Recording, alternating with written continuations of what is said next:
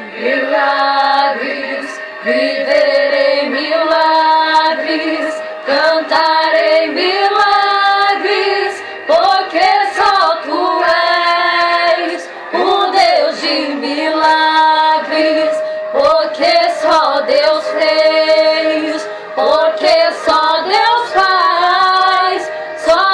faz milagres.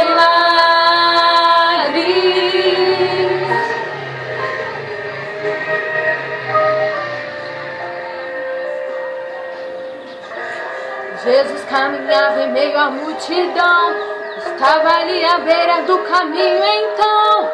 A mulher que há 12 anos padecia de uma hemorragia, como ela sofria. Gastou tudo que tinha com a medicina, mas soube que naquele dia passaria. O todo-poderoso homem de Nazaré então usou sua fé, tocou nas vestes de Jesus e o milagre aconteceu. O que a medicina já desenganou, tocou nas vestes de Jesus e o milagre aconteceu.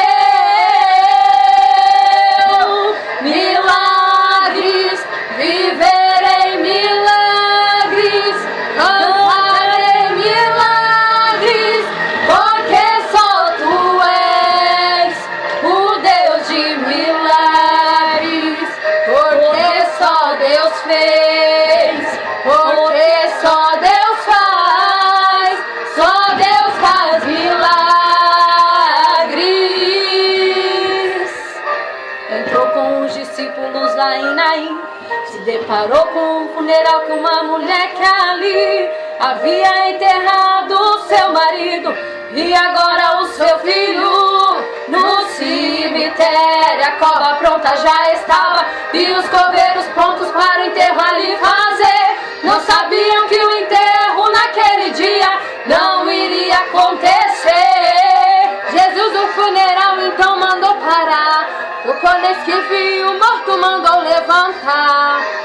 Jovem ali Jesus ressuscitou e a multidão vendo aquilo começou a glorificar.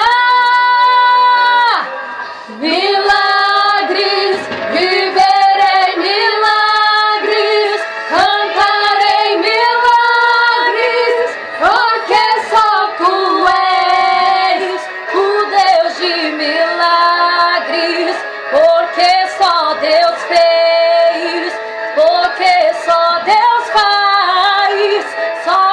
faz milagres. Seja curado, seja renovado, todo enterro hoje está sendo cancelado.